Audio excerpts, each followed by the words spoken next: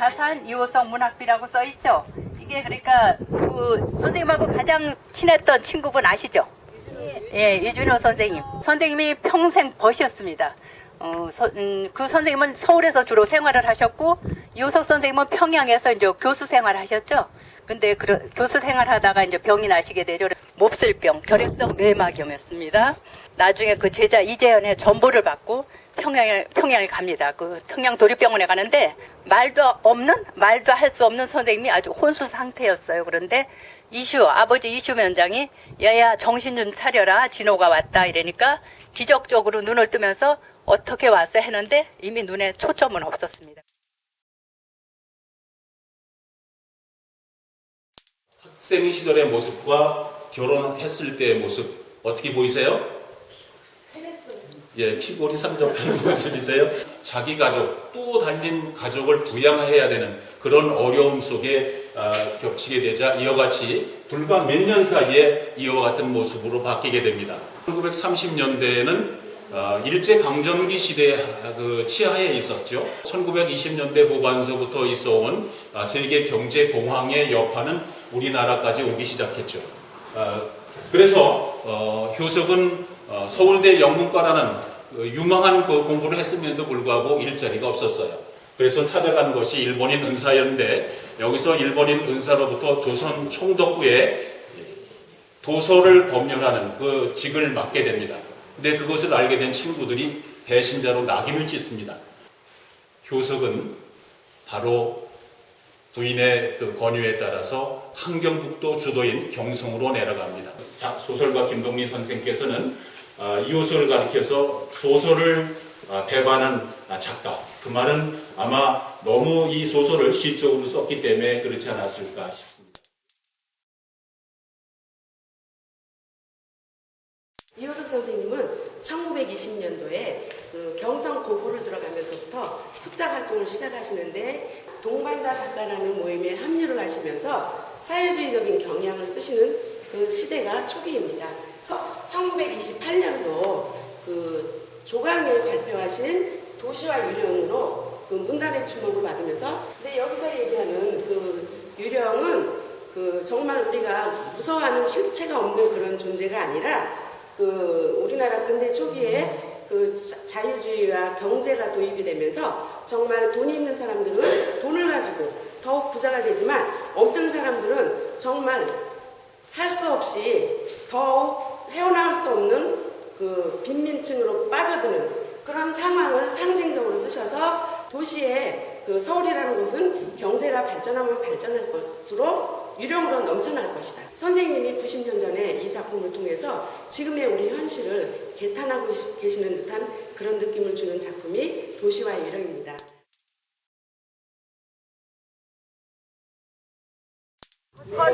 맞습니다. 허생원과 성서방네 처녀가 그걸 그렇게 이곳에 들어갔습니다.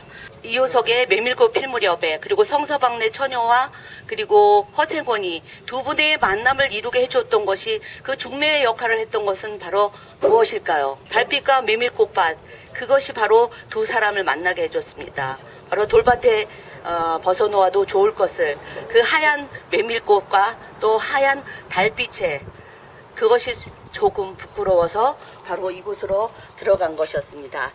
살아생전에 가족이 단란한 생활을 할 그 평양 시절에는 가족여행을 즐겨 떠났다고 합니다.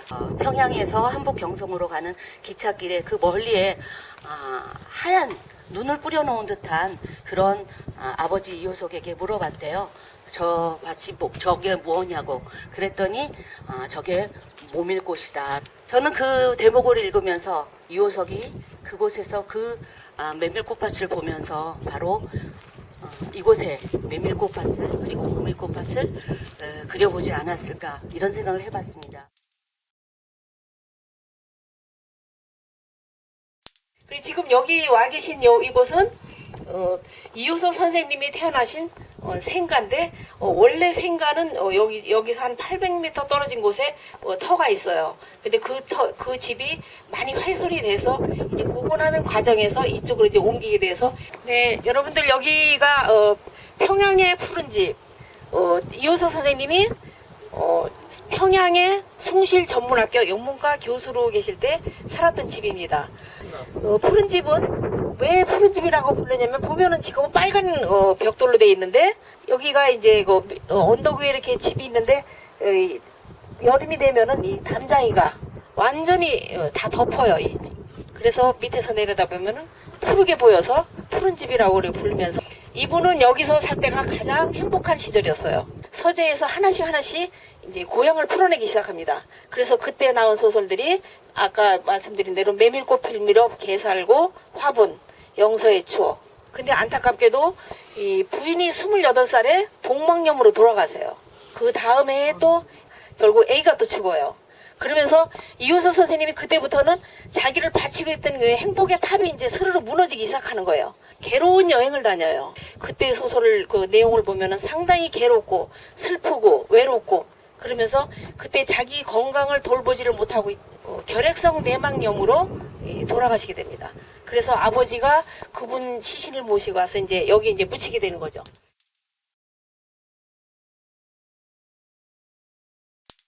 원래 여기 있는 문학선 가산공원은 원래가 이 마을의 선앙당에 있었던 곳이 됩니다. 즉 마을신이 존재하는 곳이죠.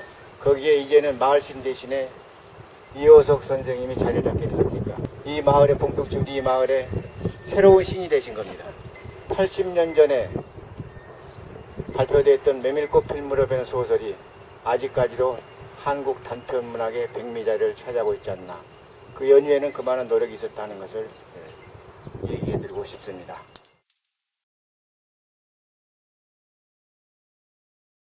지금 여기 오신 데는 이 평창군 봉평에서 제1경, 제1가름답고 제1을 제1경이라고 그러는 탈석정이라는 곳입니다.